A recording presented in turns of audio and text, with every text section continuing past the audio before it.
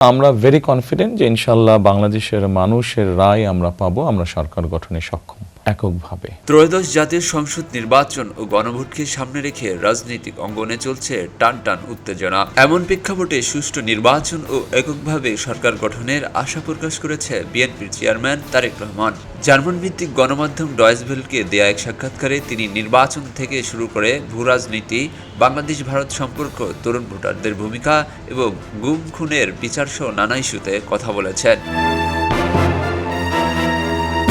মঙ্গলবার রাতে প্রচারিত সাক্ষাৎকারে বিএনপির চেয়ারম্যান তারেক রহমান বলেন, আগামী বৃহস্পতিবার অনুষ্ঠিতব্য জাতীয় নির্বাচন ও গণভোট সুষ্ঠু হবে বলে তিনি আশাবাদী। তার ভাষায়, জনগণেরও প্রত্যাশা একটি গ্রহণযোগ্য অবাধ ভোট।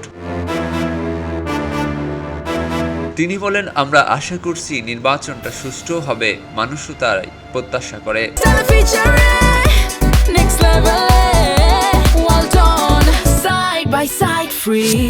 আমরা আশাবাদী একই সঙ্গে নির্বাচনের ফলাফলে বিএনপি এককভাবে সরকার গঠনে সক্ষম বলেও আশা প্রকাশ করেন তিনি।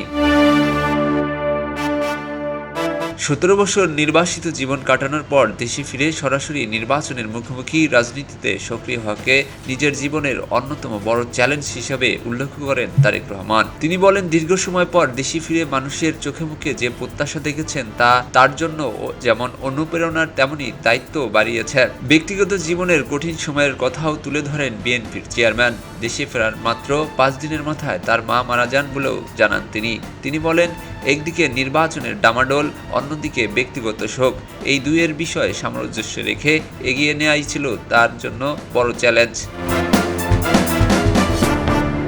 তারেক রহমানের মতে, রাজনৈতিক চাপ ও ব্যক্তিগত বেদনার মধ্যেও পরিস্থিতি মোকাবেলায় তিনি সক্ষম হয়েছেন। সাক্ষাৎকারে ভূরাজনীতি, প্রতিবেশী ভারতের সঙ্গে সম্পর্ক, তরুণ ভোটারদের গুরুত্ব এবং গুম খুনের বিচার নিয়েও নিজের অবস্থান তুলে ধরেন।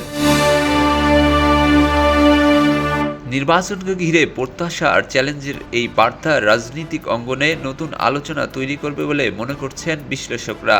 এখন দেখার বিষয়, ভোট ও গণভোটের ফল কতটা বদলে দেয় দেশের রাজনীতির সমীকরণ। খবরের কাগজ, নিখাত, নির্ভীক, নিরপেক্ষ।